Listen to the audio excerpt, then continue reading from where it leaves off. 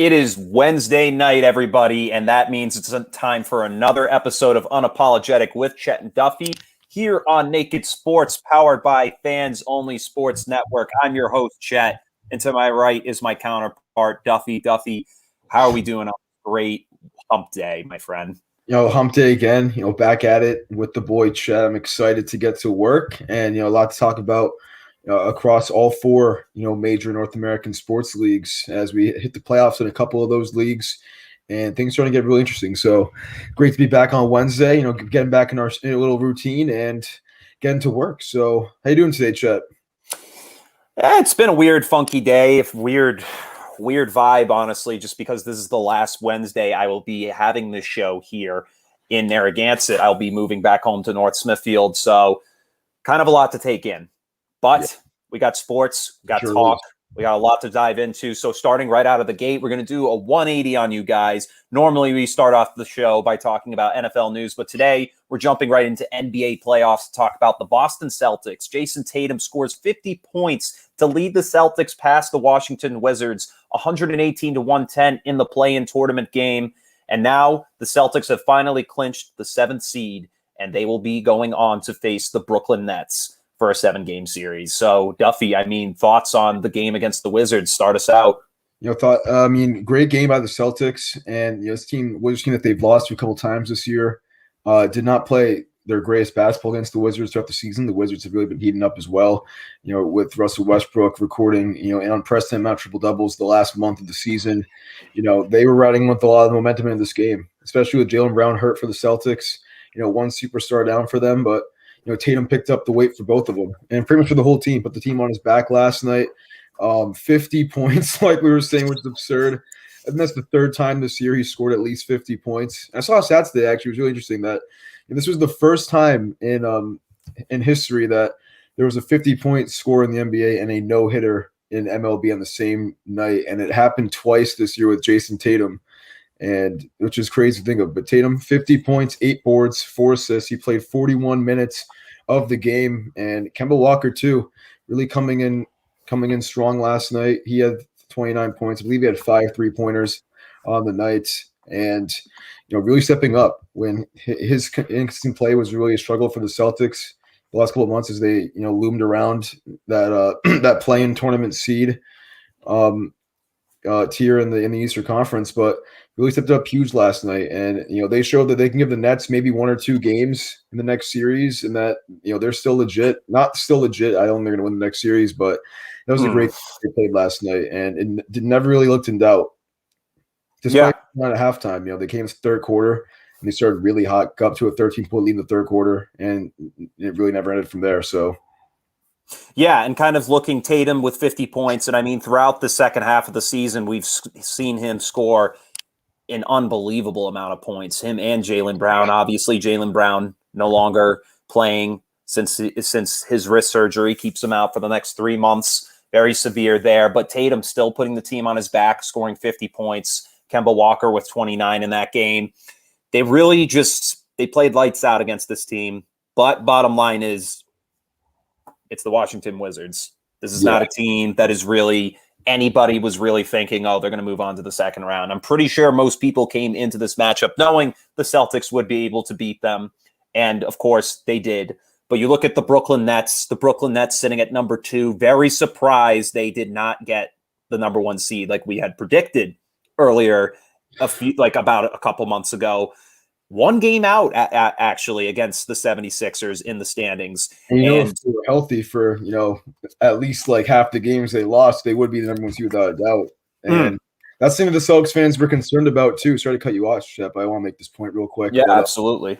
A lot of Celtics fans were hoping that we would lose last night so we could avoid playing the Nets. Obviously, we've beaten the Sixers in the past, swept them last year in the playoffs, beat them in 5 in 2018. So that was a more favorable matchup, from a Celtics fan perspective, with the Nets, likely geared to have all 3 players of their big 3, at least a couple games for this series. Usually it's a big 2 for a lot of the year, but it's going to be a really tough 7-game series. And like you were saying, with the Wizards, they are the Wizards for a reason. They're not a team that you're going to be, scared to beat 4 times in 2 weeks, but that team, they are a whole different monster.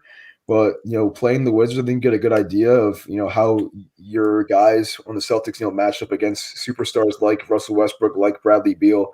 And it's a similar dynamic against Brooklyn, fast-paced offense, not a whole lot of defense in their games. They have improved slightly throughout the year on the defensive side of the ball. But, expect to see a lot of points in this series. And, we're going to be talking about betting later. But when this series comes into play starting Saturday, man, everybody bet the over on this game one. It's going to be a high-scoring game. And the Celtics, you never know, man. They could really grab one or two of these games out of this series. It depends on the Nets' availability and how well they play against this team. So, yeah, most definitely. And I mean, kind of looking at the Brooklyn Nets and their track record ever since we last talked, losing 4 straight from the Trail Blazers to 2 games against the Bucks they drop, and then they lose a game to the Mavericks. But to finish off the season, 5 straight wins to keep themselves in the 2nd seed. There was no doubt that they've remained there without a doubt. But now this team's coming into it at full strength.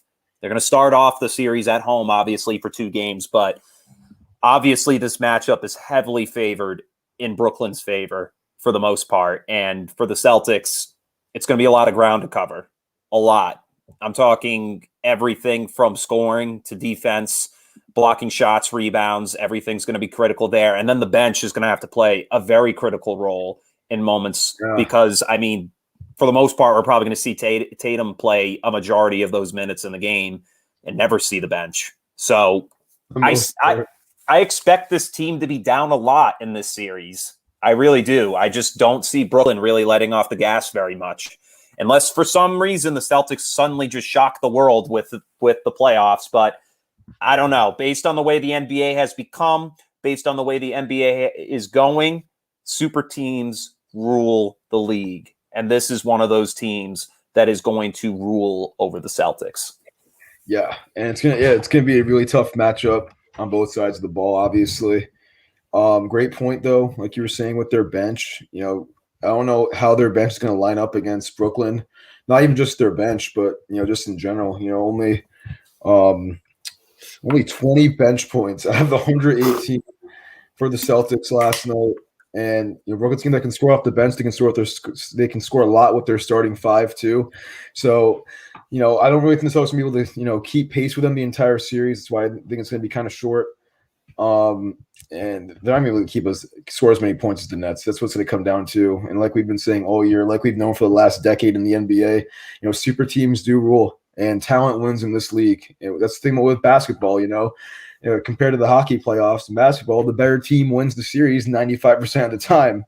So, and the Nets are the better team. Sure, if Jaylen Brown was still, available for the Celtics, this could go to 6 or 7 games, but honestly, right now, I'm thinking the Nets win this in 5, and it very well could be 4. So that's my early prediction. We'll see how game 1 unravels, and I'm not going to change my prediction after game 1, obviously, but it'll give us a better insight, as to how competitive the Celtics can be in the series. But at the moment, you can't expect Jason Tatum to score 50 fucking points every single night. Pardon my French, but it's not going to happen. He's not going to score 50 points every night.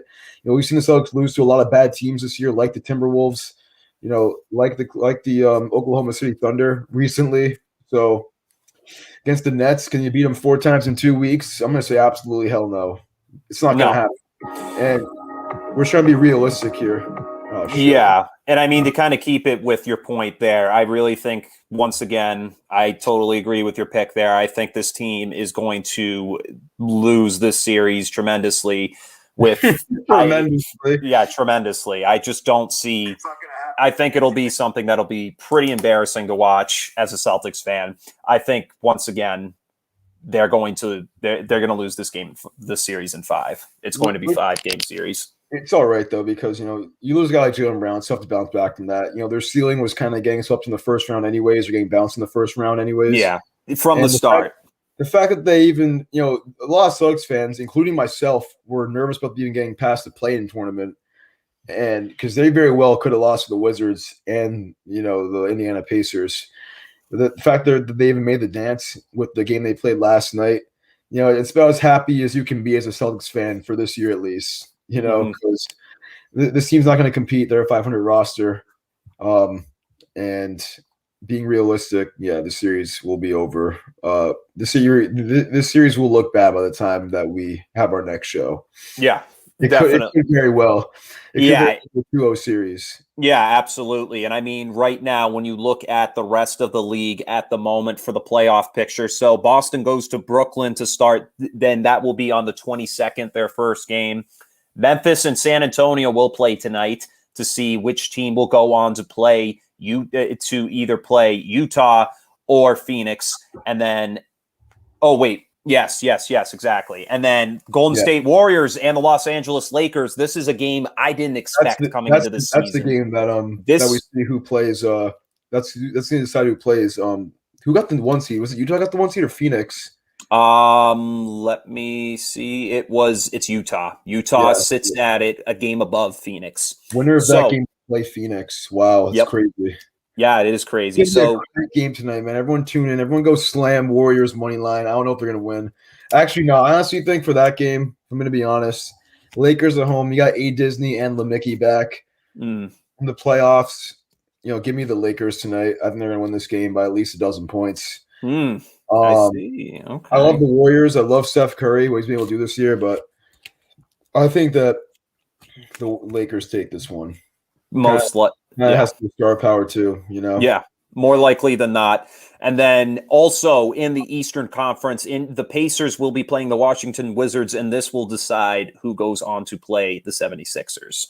That is another game right there. So we will see what becomes of these games right now. But Boston, they've secured their spot in the playoffs. It's going to be a tough series, but at the end of the day, we will see what happens. So that wraps up our segment here on the NBA playoffs. We are going to head into a quick commercial break, and when we get back, we're going to go over some NFL talk. Stay tuned.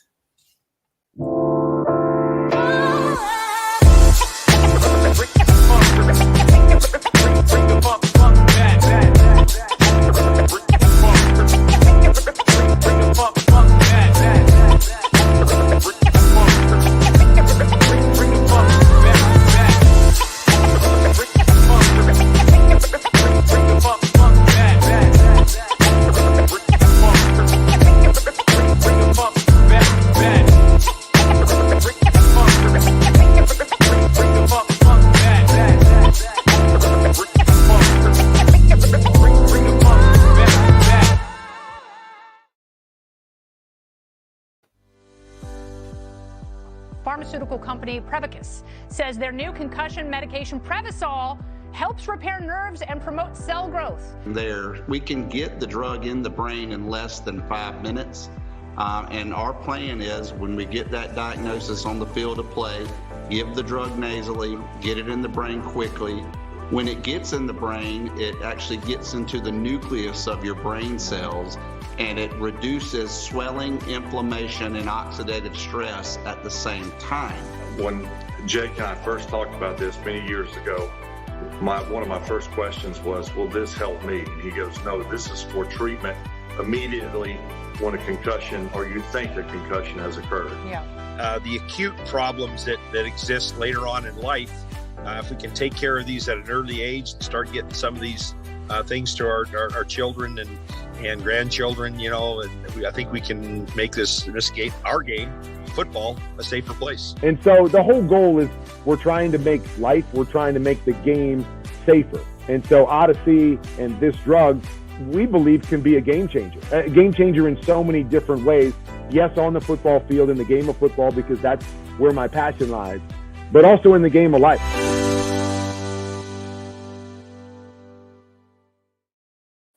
All right, welcome back. Prevacol, the best nasal concussion spray of all time. So to get into it, coming back from the commercial break, just wanted to let you know that this series now is going to be sponsored by the Odyssey Group International, which is promoting their new drug, Prevacol, which is a concussion-based drug that is given at the point of when a concussion occurs right on the field. It is injected nasally into the brain to prevent the inflammation and swelling that brings on in the future CTE, to prevent less of these injuries to occur in such a traumatic way and form. it is definitely crucial to the sports community because as a high school player, I've seen my share of concussions happen to my fellow teammates and, of course, in the professional sports field. So this drug is in the FDA process of approval, but it looks like it's well on its way, being supported by players like Kurt Warner and Brett Favre, who have dealt with concussions tremendously in their past lives in the NFL. So for me, this is definitely a huge step forward in the sports world. It is something that really needs to come at the spear point, and I think it's going to really change the way we view these injuries, and it will prevent the devastation of CTE. So yeah, the Odyssey Group, our new sponsor, we're promoting their product, and yeah, that's basically what I got to. CT is a real thing, man. I did it for my search project, freshman year of high school. A lot of these guys who play football or other, hard contact sports that involve hits to the head, they experience a lot of, devastating effects on the line, loss of memory, anger issues, for example, dementia. They're just not themselves. And, with Prevasil, this nasal spray that, does, trickle down and try to limit the long-term effects of concussions and CT. I mean, it's going to be huge for the sports world, especially if you're a football player. And you go, look, guys like Brett Favre and Kurt Warner, man. These are two Hall of Famers telling you how great this shit could be. So, hey, if you guys ever have a chance to use this, I recommend. Yeah, well, definitely. If we hope concussions never occur with anybody. For sure. I need some wood to knock on, man, actually. God damn, yeah. Knock on wood for that. Good God. Yup. Anyways. Let's knock on some wood. Let's get to some football, baby. Yeah, heading into some football talk here. We're going to talk about our top power rankings. Now that the offseason has officially concluded, we now are heading into summer workouts and, of course, training camp for the NFL. But to kind of start us right out of the gate, we're going to talk about top 5 teams here. We're going to go from our personal top 5 here. And for me, sitting at number 5 right now, I'm going to give it to the Green Bay Packers. I think the Packers are still one of the best teams in the National Football League. Don't let the Aaron Rodgers controversy smokescreen you in any way, shape, or form. This team is still the same. They have the same roster, the same players. They're coming back strong as ever. This is it for them. I've said it time and time again. So, I mean, if this team really wants a Super Bowl, this is the year to do it. But with pass rushers like with those Smith brothers there on the field, and then Adrian Amos and what the hell's that guy's name? The cornerback. I'm literally drawing. Jair Alexander. Yeah, Jair Alexander, all pro cornerback right there. And then on offense, of course, you got Devontae Adams, you got Aaron Rodgers, and you got Aaron Jones on the field there. It's such a tandem, and it's such a workhorse that this team is still going to be very prevalent when it comes playoff time. I rank them at number 5 today. Yeah, they're in my top 5, but they're not number 5. At number 5, I have the Los Angeles Rams. Actually, the Packers. The reasons I'll get to that in a sec, but Rams at 5. This is a really talented team, and they were already a brink, top 7, top 8 team last year. But getting Matt Stafford, a guy who's a perennial 4,000-yard passer, who's going to make all the receivers on the team better, and the team in general better. It's a huge upgrade over Jared Goff, as we talk about whenever we do mention that he is now an LA Ram, but. You guys you had the best pass defense in the league last year. Jalen Ramsey, Troy Hill, those guys. I don't even know if he's on the team, Troy Hill, but great pass defense. Aaron Donald, too, 3-down defensive player of the year, first ballot Hall of Famer. Going to be starting Aaron Donald, man. He's a legend. But this is a team that's going to compete in the NFC. Are they the best team in the NFC? I don't think so. We're going to get that in a sec. But this team is going to compete. They're going to be a top 5 team in the league on paper heading into the year, and. They didn't have a first-round pick, obviously, because they are the Rams. They don't do that, really. But this is going to be a good team. And could 5 be too high down the line? I think it could be. This could be a little bit of a reach, admittedly. I could see them, being an 11-6, 10-7 team if things don't get started the way they want them to. But on paper right now, I think they're the 5th best team in the league. And, one of the Packers, as you were saying, they're in my 4 team. Similar reasons, same team with Aaron Rodgers. If they get rid of A-Rod, obviously they're going to fall out of the top 10. But as of today, they still are an elite team in the league, as you said, with the offense and the defense. And even their first-round draft pick in Eric Stokes, the cornerback, which was a need. as we saw in the NFC Championship this year with Kevin King and Shannon Sullivan making big mistakes on defense against guys like Scotty Miller towards the end of the first half. But hey, they improved, and if they can keep Rodgers, I think they'll be right back towards the top of the NFC. And they could be poised for a 13-4, 12-5 season. So you put the Packers at your number 4 team? Yeah, I put them at number 4. Okay. They still have Rodgers as of today. If they get rid of Rodgers tonight, they're out of the top 10. It's as simple as that. But they still have the bad man, the reigning MVP, Aaron Rodgers, and pretty good football team. Yeah. I mean, it's interesting because we do have a lot of disagreements on the show, and I'm going to have to disagree with you here. I think the Los Angeles Rams are sitting at the number 4 seed now in the power rankings in the NFL. I mean, the trade for Matt Stafford, as much as I was a little unsure about it, I think he's going to fit very well into that high-powered offense, and you're going to see Cam Akers have himself a year. It's going to give him a lot of time because Stafford, unlike past years, is not going to have to throw the ball as much. He's going to have talented running backs in the backfield that he can split time with and kind of give himself a rest so he's not throwing for 400 yards a game every game. And then you still have Robert Woods. You still have Cooper Kupp. You still have Gerald Everett and some tough guys. It's a very solid O-line there. And then, of course, that defense with Jalen Ramsey and Aaron Donald. The pass rush, still unbelievable there. The pass coverage, still excellent. I mean, this team has a lot of talent on it coming into this season. And I just think this defense can do what it takes to become the number 1 defense in the NFL for 2 straight years. I just think they're that talented. They've got such a talented roster. They put so much of their draft picks into this. We won't see them draft in the first round for the next 3 years at this rate. This team is just putting all its money and picks into the best all-pro players in the NFL. And that's what they're going. And they're going to set a precedent for teams, trying to build like that in the future too. Get guys who are established, and the Rams, if they can really step up this year and be as good as we think they're going to be, then, teams in the future are going to be using the formula they use, to get to this point. Trade for proven guys, this rebuild shit. They just want to win now. And in a big city like LA, where they haven't had a football team in, 22 years upon their arrival 5 years ago.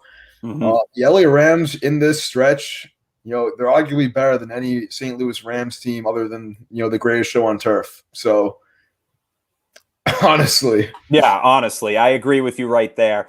Now to my number 3 pick.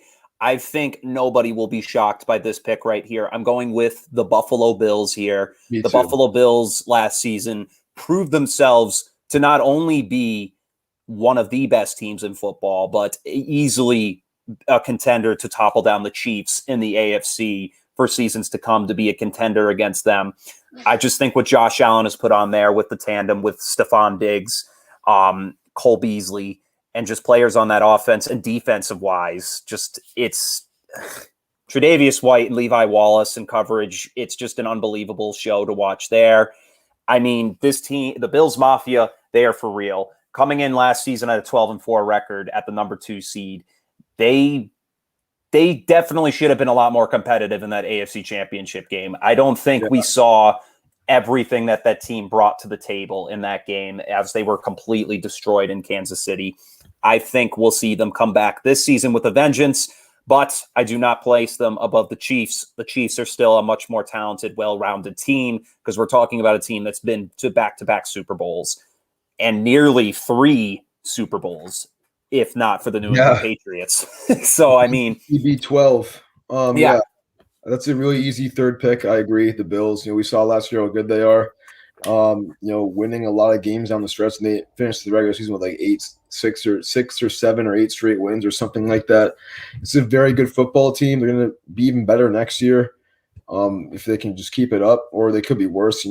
Division got better too, so that's a really solid team. And as of now, I agree that they are the 3rd wheel of that elite NFL tier. And number 2. Who do you got number 2? I'm sure we both have Chiefs, Bucks, 1, 2. Yeah. You want to hear who I got at number 2? Yeah. At number 2, the Kansas City Chiefs. Okay. I think what we saw at the Super Bowl was exposure of what it takes to beat this team. You got to get up on them early. You got to get under Kansas City's skin. Sure, they did make the additions of Joe Thuney and Orlando Brown in the offseason to really strengthen and bolster that O-line after losing their 2 starting tackles this offseason. I think this team, though, still has a lot to prove for me to put them back up at number 1.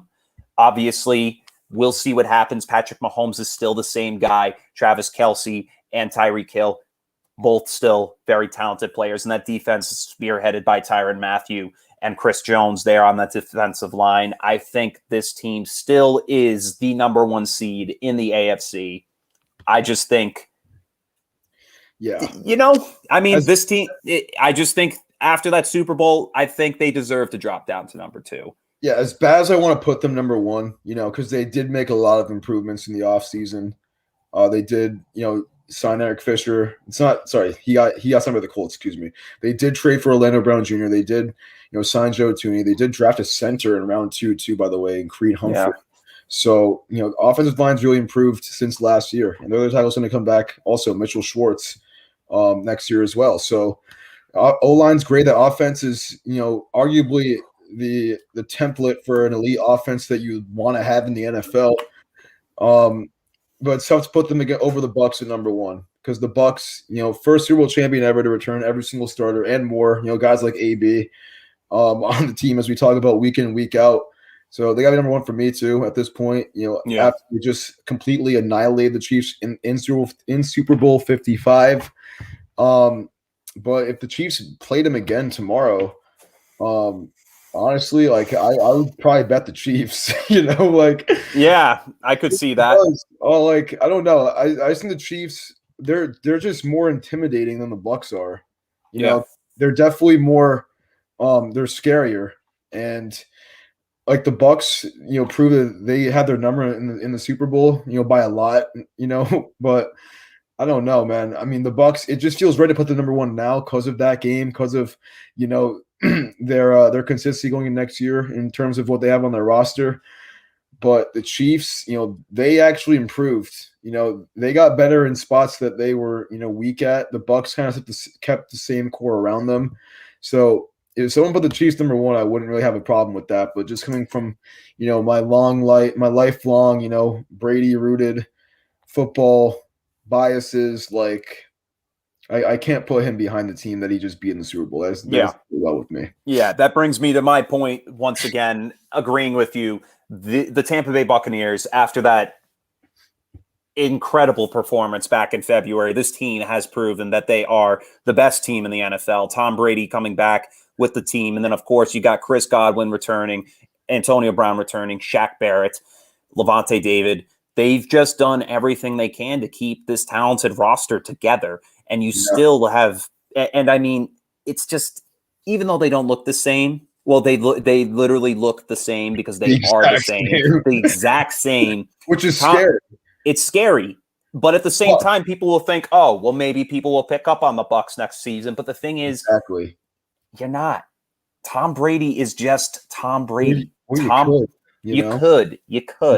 But what Tom Brady proved to us last season is he is just a different athlete. This is a guy who can just come into any team, maybe.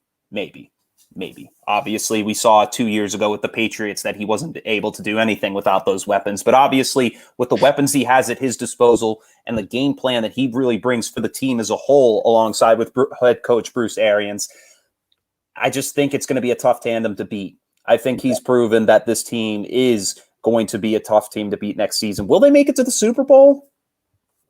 Potentially. That's the thing, because the Bucs are so good, and it sucks because I don't really know who else in the NFC is going to challenge them. Because Drew Brees just retired for New Orleans. They have a really good team. I don't think they will.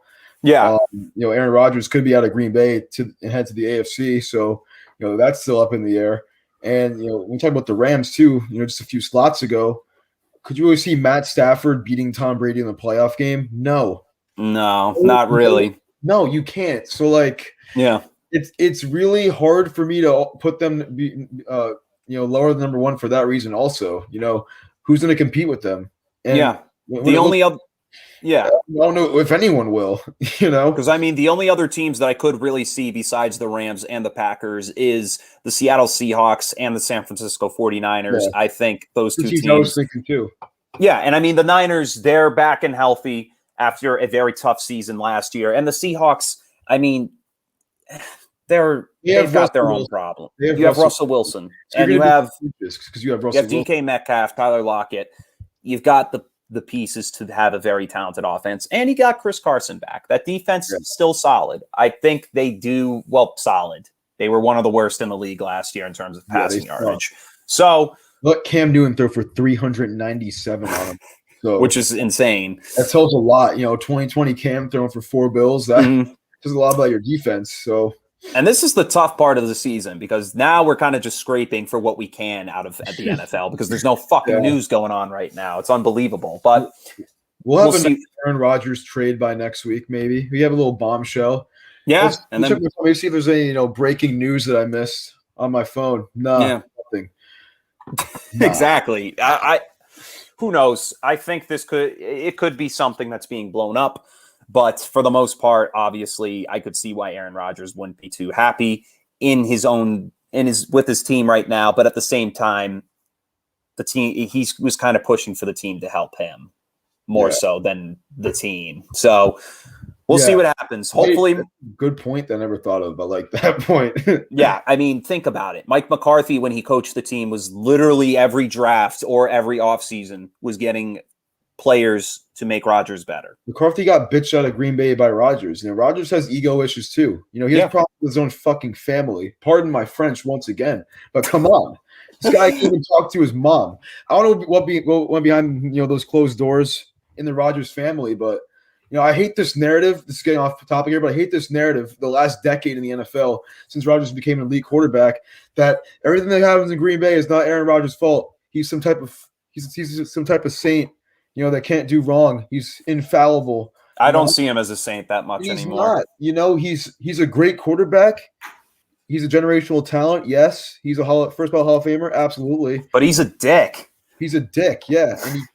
And he we've seen reports that he's had bad leadership skills. Sure, it's from Greg Jennings and Jermichael Finley, 2 guys who have beef with him because they both got shipped out of Green Bay also. But at the end of the day, can Rodgers really take on the team to a championship? I'm not sure. Yeah. Will we get past Tom Brady in the playoffs? Hell no. Hell no. Not last year. Yeah. Nope. Who knows? Maybe the Packers will be a different animal, but that's obviously time to tell. So we're going to hit another commercial break, and when we get back, we're going to jump into the Bruins and their series right now as it is tied at 1-1 after a huge overtime win. We'll be right back after the break. Yes, sir.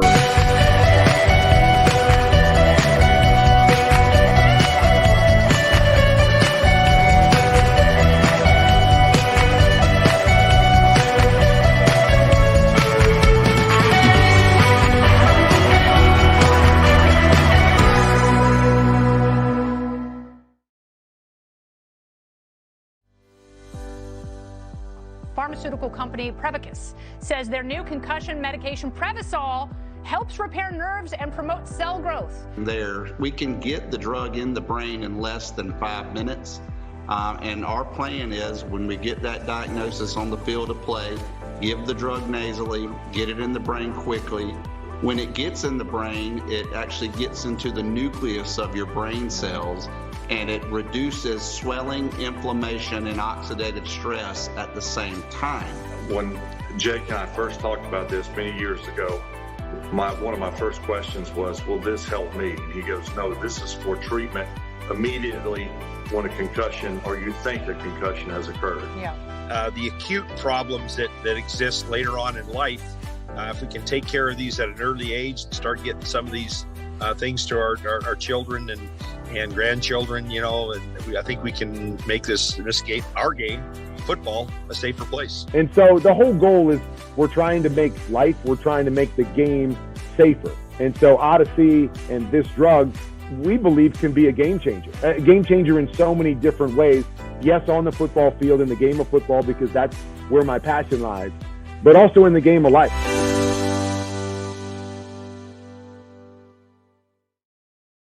All right, welcome back to Unapologetic here with Chet and Duffy. So the Washington Capitals and the Bruins are underway right now in the second period. The score is 0-0 right now. But let's take a look at the other night when the Bruins managed to win this one in overtime, 4-3. What a huge win for the Bruins, really stepping up after a tough loss in the first game. Scoring has always been an issue with this team, but in that game, they managed to turn it around and really set their foot down in this one to say, we're still here. We're still a team that competes. Goals from Patrice Bergeron, DeBrusk, Hall, and then, of course, Brad Marchand coming in there to really clean them up in the end. This is just I mean, I still have to tune in. I'm probably going to tune in right after this game. But, Duffy, you managed to catch a glimpse of the game the other night. And based on what I've seen from some of the replays, it's dirty hockey out there on the ice. I mean, these two teams, they do not like each other one bit. We saw Ovechkin nearly get in and kill somebody almost. I mean, these two teams really hate each other. Yeah, dirty hockey is a great way to put it, especially with the way things, went down this year in the NHL. Only being able to play 6-7 teams the entire year. More of a renewed rivalry between these two squads. And we're seeing it, become really intense here in the playoffs. Back-to-back overtime games, the Bruins, they're really more contentious in these matchups against Caps than they were in the regular season. We saw time and time again the Caps really had their number throughout the regular season. But, last game, Brad Marchand, overtime winning goal. I believe it was like 40 seconds into the period I was watching. That was the only 4 seconds I watched the entire game. But it was a great minute to tune into. And, huge road game. Going to go back to the Garden with a lot of momentum now. It's really exciting. It's really huge for a team like the Bruins who, third in their division, Caps second in the division. So they're underdogs in this series. And, a road win is huge in any series against a team that has, perennially had your number throughout the year. They have all the momentum right now. So yeah. I might throw a live bet on the Bruins right now, honestly. I probably will. I'll show you the receipt in a sec. With 16 minutes into the game?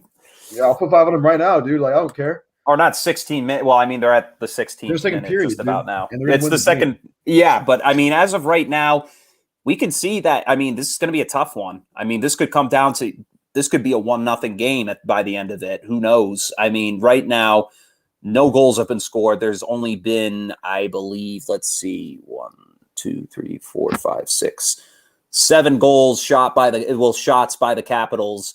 And then for the Bruins, 4 for Brad Marchand there, 2 by Pasternak.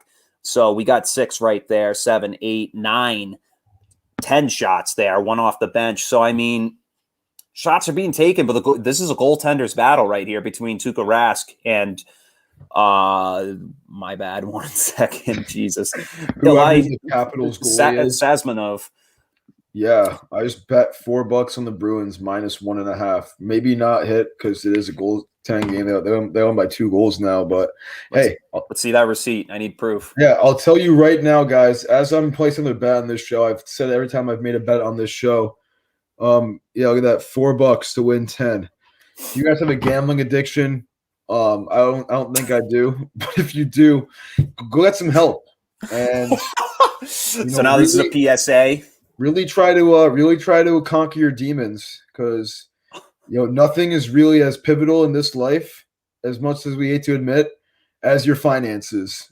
So if you have a gambling addiction, get some help. Please seek help right now. Please seek some help right now. Just stop, please. You're ruining too many lives. If the Bruins win tonight, don't. You got another day to live. Hopefully you're not dropping 50 grand on the Bruins tonight or the Caps. Hopefully. I mean, if you win, then good for you. But regardless, kind of looking at the rest of the playoffs right now real quick. Penguins and Islanders series is tied up after the Islanders won 4-3 in overtime. The first game, Penguins come back to win 2-1 against them. They play tomorrow night at 7 p.m. That series is tied up. And then, of course, Bruins playing right now. Still 0-0. And then the Hurricanes and the Nashville Predators will be playing tonight at 8 p.m. Currently, the Hurricanes lead that series after a 5-2 win. And then a big Florida matchup here between the Florida Panthers and the Tampa Bay Lightning, the reigning Stanley Cup champions. Yeah. they strike early and take a 2-0 series lead over them after a 5-4 victory in game 1 and then a 3-1 victory in game 2. They are really putting up the goals here. Thursday night, we're going to see if the Panthers can do anything to turn the tide as they head to Tampa in a tough atmosphere there. And then in the North Division, you got the number 1 Toronto Maple Leafs playing the number 4 Montreal Canadiens. That series will start tomorrow on May 20th at 7:30. No game has been played just yet. And then Edmonton and the number 2 Edmonton Oilers and the number 3 Winnipeg Jets, they play tonight, their first game at 9 p.m. And then the Colorado Avalanche managed to take a 1-0 lead in the series over the number 4 St. Louis Blues. I did lose money on that game. Admittedly. I put 5 on the Blues. Yeah, you probably shouldn't have. The Avalanche there. Hey, I'm a hockey casual. I'm not gonna lie. You can't go against Nate McKinnon. Yeah, but I like the odds. They were like plus 200, so I would have won twice as much as I bet. It was only like $5. But honestly, being a hockey casual is great for this time of the year. Hot postseason hockey, because postseason hockey. Honestly, I think it is undoubtedly probably the best postseason in the 4 major sports in terms of competitiveness. Oh, absolutely. I mean, tides are turned all over the place. I mean, honestly, when it comes down to it, you don't expect who makes it to the Stanley Cup finals themselves. We saw an 8 seed like 2 years ago. The Blue Jackets, sweep the highest scoring team in NHL history, bro. I think that was the Lightning too. So, hey, you guys, if you have a gambling addiction, as I'm going to go back to this, bet on some of the underdogs, man, because they could really hit for you in the NHL postseason. We've seen all underdogs win in this league. So yeah, and then so for that series, the Blues will play once again against the Avalanche. That is going to be tonight at 10:30 p.m. And then finally, to wrap up the playoffs right now, the Vegas Golden Knights are playing the Minnesota Wild, number 2 and 3 seeds in the West. So far, it is a tied series. Wild takes the first game 1-0 over the Golden Knights, and the Golden Knights come back and score 3-1. They play tomorrow night at 9:30. Obviously, goal scoring is an issue right now for the Minnesota Wild. That defense, though, playing lights out for the most part in the first game. But that offense really has to pick it up come the second series. So Bruins right now, still a tied game at the moment, as far as I'm aware, with 13 minutes and 49 seconds in the second period. So hope the best for this team, because I'm dying to see them move on in the series. This is every year at this point that we hope they win the cup. I mean, they've got the talent to do it, but they just choke when it matters. So we're going to hit another commercial break, and when we get back, we're going to talk Boston Red Sox recap and see where they are from last week.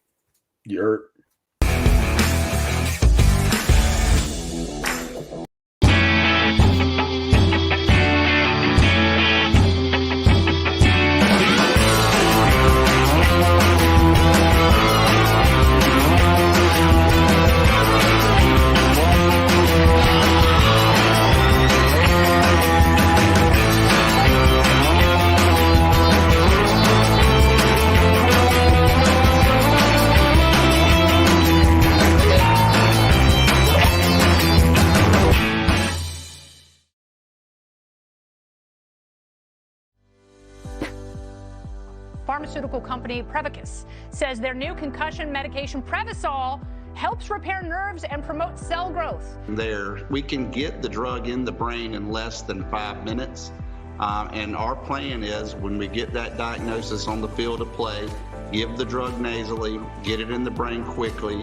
When it gets in the brain, it actually gets into the nucleus of your brain cells, and it reduces swelling, inflammation, and oxidative stress at the same time.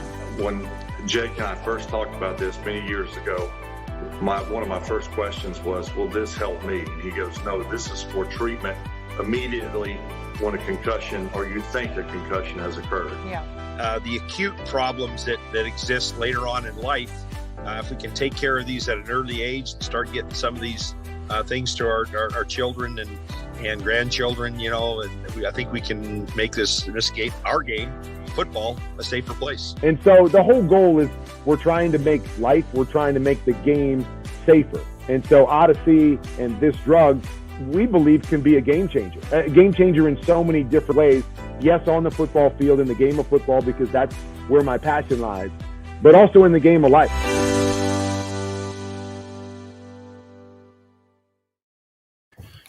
All right, welcome back to Unapologetic here with Chet and Duffy, heading into some Boston Red Sox talk here. So the Red Sox kind of hit a little bit of a stride, as we were talking about last week. They dropped 2 games to the Oakland Athletics, but then I did catch most of the game where they managed to put up 8 runs to 1, sending Sean Manaea out of the game very early on. They won that game 8-1, and then the next game, the Angels 4-3 in a victory, shut them out the next game 9-0. And then lose 6-5 in the top of the 9th as Shohei Ohtani, a player who's literally lighting up the league right now. I am so excited to see this pitcher finally show what he can do as a two-way player. He's unfair. He's an unfair guy, and he just belted another homer last night. A 2-run shot, though, into the corner of Fenway Park to give them a 6-5 lead and the victory over the Red Sox there in Fenway Park. And then the Red Sox last night, they were not looking very good as they were completely shut out 8-0. Tonight, though, they did manage to score 2 home runs, as we saw. Alex Verdugo hit a 2-run homer, and JD Martinez hit a 1-shot in the top of the first. Right now, they have runners on second and third, They're really trying to take it to the Blue Jays tonight in this series. I mean, this is a team that we do need to win the series against, especially if the Boston Red Sox want to remain on top of the of the AL East. Because right now, when we look at the standings, you got the Toronto Blue Jays only a half game out after that win last night. Tampa Bay is now a game out, and then the Yankees are a game and a half out, with the Baltimore Orioles, of course, non-threateningly sitting 7 games back. But so far, the AL East is once again becoming one of the toughest divisions in baseball. We're just talking 4 talented teams right there. Very talented rosters. 4 very talented teams that are looking, to grab a playoff spot. So all these division games matter. All these intra-division games do matter. Playing 19 times a year. These games are huge. And losing against the Blue Jays last night, 8-0. They have two more goes at these next couple of days. Give them a little more threshold in the AL East, because that Blue Jays team, very talented team. With guys like Vlad Jr. on the team. Red Sox, the best hitting team in the league right now, or at least up there. And they just got to, get them bats going again. Because last night, every team's gonna have a bad game. They're gonna go through some slumps, go through some strides. They've lost back-to-back games, obviously, but hey, this team is still top of the AL East. A lot of upside looking forward. And if they can just keep it going, pitching and hitting, if they can just get healthy, on the mound also, then they're still gonna be a deep contender in the AL. Absolutely. And I mean, kind of looking at the way the Red Sox have looked ERA wise right now, I mean, the best ERA on the team is Nathan Eovaldi, sitting at 4.50, which is it's disgusting to talk about. I really hate talking about this. I mean, kind of just thinking That's about the best ERA on the team. Yes. 4.50, isn't that 4.5? Yes. So Wow. So he's basically giving close to 5 runs up a game. So for this team, pitching once again is the most crucial thing here. Because I mean, if we look at the stats right now for the Boston Red Sox, 25 earned runs for Nathan Eovaldi, 23 for Eduardo Rodriguez at this point. Nick Pivetta has really shocked me this year with his ERA. I mean, it's sitting at 3.16. So that's good. He has really shocked me this year. And then Garrett Richards, only 18 allowed runs. That's very interesting there. This team, it's just so rough. And then, I mean, you look at the batting. Xander Bogaerts right now, he ranks 4th in the MLB with batting average, sitting at 342. Yermin Mercedes leads the league right now with 358 batting average. Shohei Ohtani, 14 home runs, a two-way player, leads the league in home runs. He's the dude that hit the 3-0 pitch the other night, right, for a homer. Yermin Mercedes. And the pitch came in at 48 miles per hour. That is so slow. I just remember it was like watching 47, bro. Like I would have swung at that too, bro. It's insane how like he belted that thing. Yeah.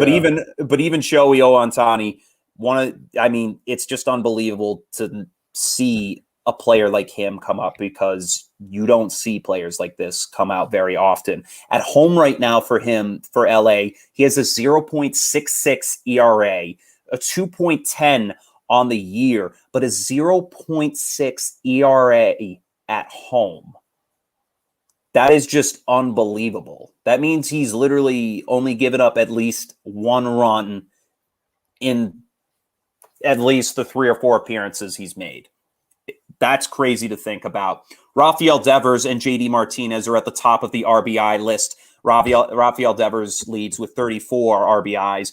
Xander Bogaerts leads the league right now with hits, 53. JD Martinez right behind with 52.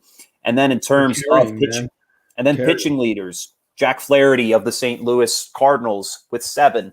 Clayton Kershaw and Julio Urias of the LA Dodgers with 6. Garrett Cole sitting at 4th with 5. And then earned run average, no surprise there. Jacob deGrom with 0.68 ERA. However, he is currently on the IL list. That probably shouldn't last long since he is injured. That record will still hold up there for at least the time being.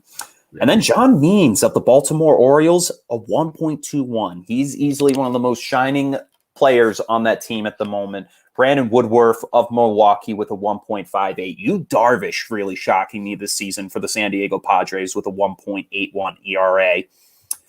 And then strikeouts. Shane Bieber of the Cleveland Indians, totally surprised that he is at 92 Ks right now, with Garrett Cole following close behind with 85, tied with Tyler Glasnow there for second place, and Trevor Bauer right behind with 77 strikeouts. So that's some talk there about the league. But for the Red Sox, to kind of wrap up our final discussion here, pitching is just too much of an issue here, because as you can see last night, if this team does not have the run support, it is not going to be successful. The pitching staff is very broken. It is very hurt. It's hurting right now. It's crying out for Chris Sale at this point, but I don't even know if Chris Sale can save what's coming to this team. I think before July, or at least around the trade deadline, this team needs to make a trade for at least a reliever or a starter, because if they don't do anything, they're not making wild card, because that's where I'm placing this team right now, is a wild card team. Do I think they're pretenders? Kind of. Offensively, they are very, very good. But in terms of pitching, it's not there. They're a hoax, and they're going to step it up if they want to, actually be contenders. As you were saying, best ERA in the team is damn near 5 runs a game, which is pretty concerning. So yeah, the offense really carrying right now. We've seen them score a ton of runs in a lot of games, and in the nights where they don't, they're gonna get crushed like they did last night. So definitely have to pick it up from the defensive side of the ball. Yeah, absolutely. All right, so that's a wrap up there on our MLB talk. We're gonna head to one more commercial break, but when we get back, we're gonna go over our special gambling segment as usual. This will hopefully be a weekly occurrence, but until then, stay tuned. We'll be right back.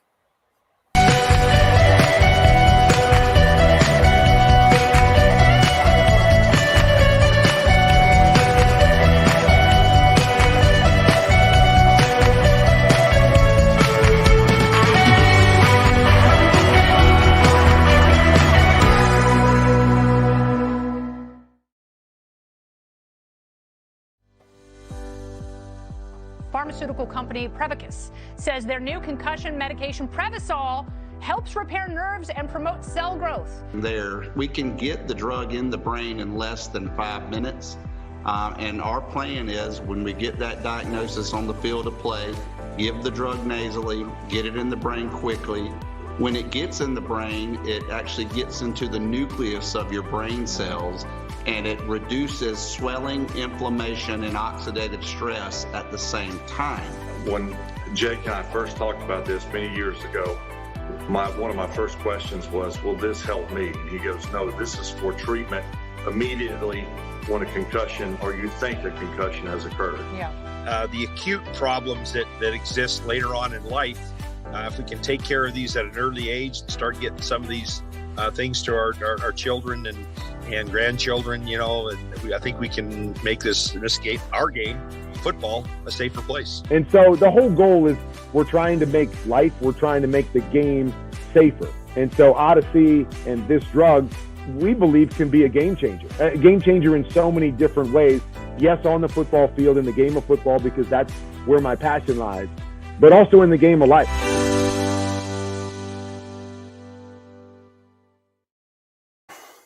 All right, welcome back to Unapologetic with Chet and Duffy. We're going to enter our gambling segment right here, and we're going to get some picks here tonight from our special friend who has been on the show before, Brandon Azargoon, otherwise known as my friend Azzy. Azzy, how we doing tonight, man? What up, Az?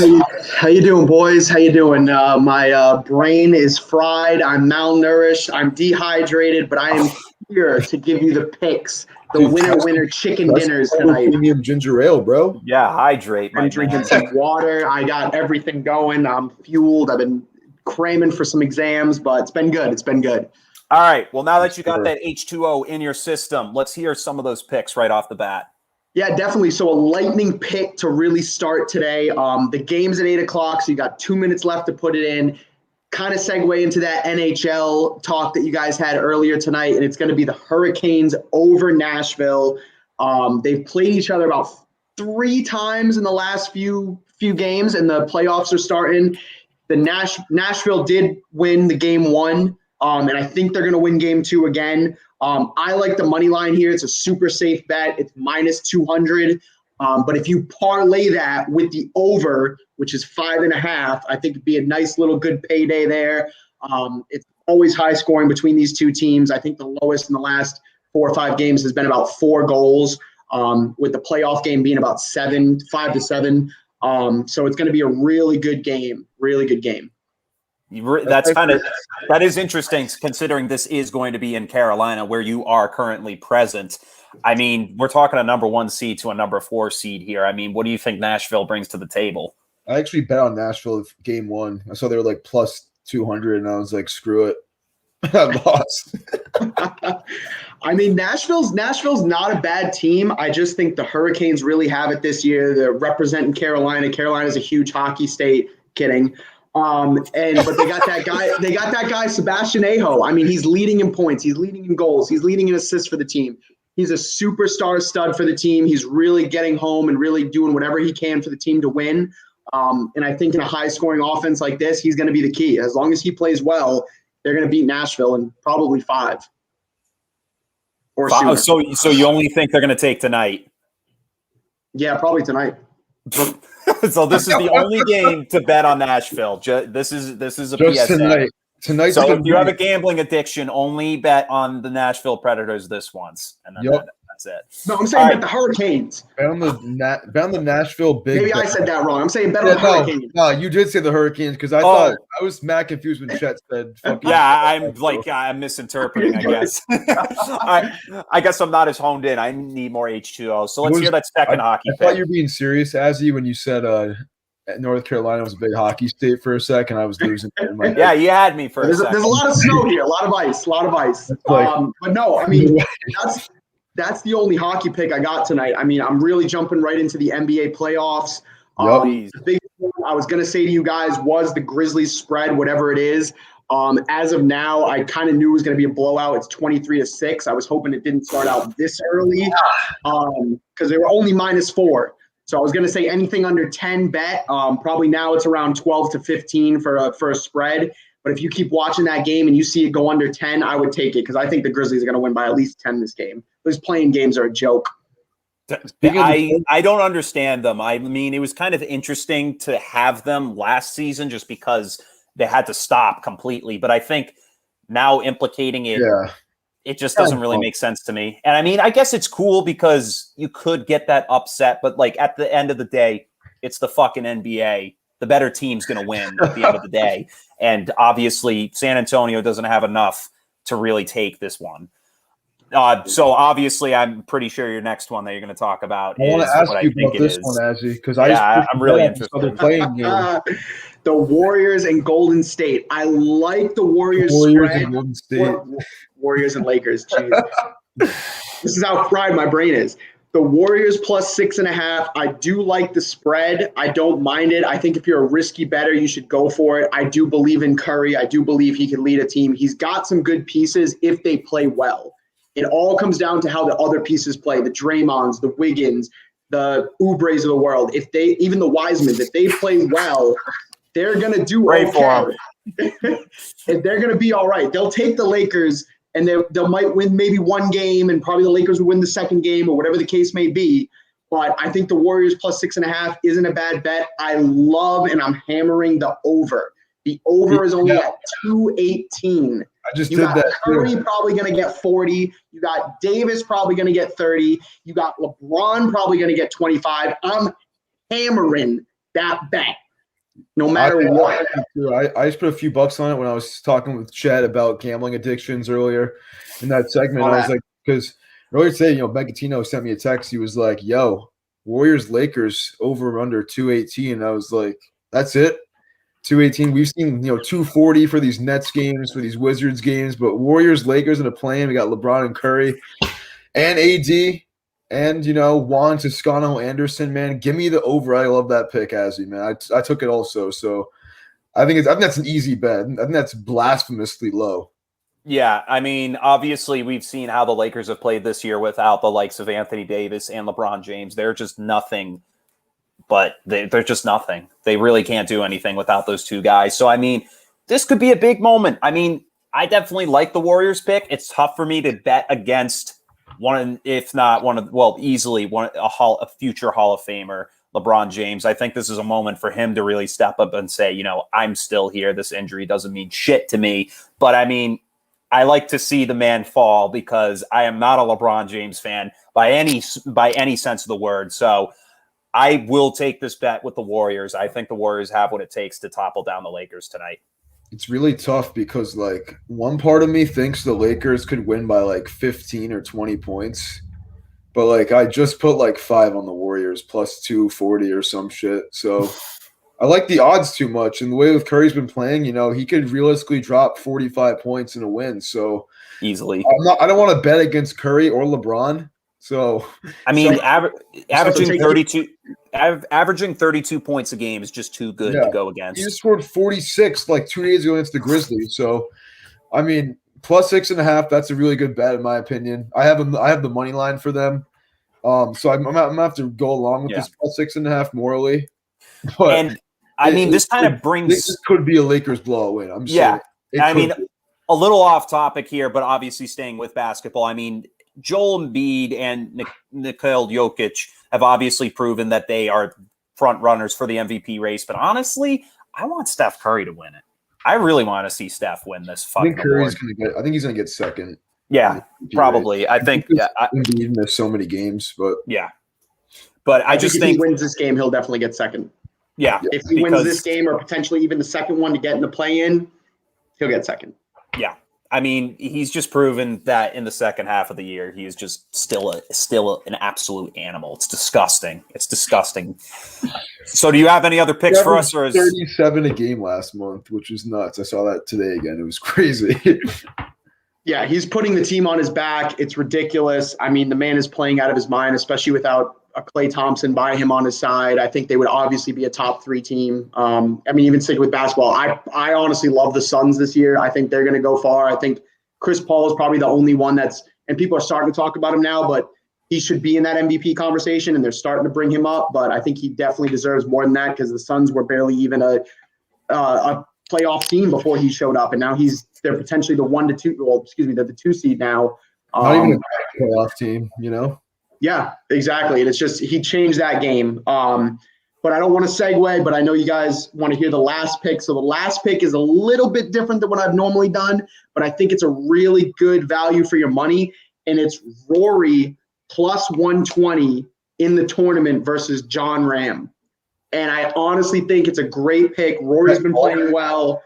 John Ram's been playing good, but I think Rory's really going to come out in a players tournament like this. It's a huge upside for Rory. And I think the plus 120 is easily going to be able to double your money, if not more. And I think Rory should come out on top here. Yo, listen, I really can't disagree with you here. I just looked up who John Ram was right now. Honestly, you lost me. I was like, who the fuck is that? He's 26, but he looks like he's 35. It's mad funny. So I'm going to have to pick Rory McIlroy, especially being half Irish myself. Give me my boy Rory. Plus 120 for the Irish man. You know, just 6 weeks after St. Paddy's Day, 8 weeks after St. Paddy's Day, man. Give me the boy, man. Screw John Ram. I don't know who you are. I don't know what you're about, but hey, I want Rory to win this. Slam that bet that Azzy just threw. Exactly. The luck is with the Irish. The luck is with the Irish. Yeah, I have to agree, but I honestly hate golf with a passion. That game makes me want to puke every time I see it. Hey, this is about winning bets. This isn't about watching it. That's for sure. That's true. I mean, all right. Well, that's a wrap here from the gambling segment. Azzy, once again, thank you for coming on the show. Hopefully, we'll see you in that costume sooner or later. But is a wrap. That's a wrap for tonight here on Unapologetic with Chet and Duffy. We will catch you all next week, as usual, Wednesday at 7 p.m. Obviously, I'll be in a change of scenery back in North Smithfield, Rhode Island. It'll be good to be home. But until then, stay tuned for next week. And once again, go Pats, baby. Pats. Thank you, guys. Thank you, guys.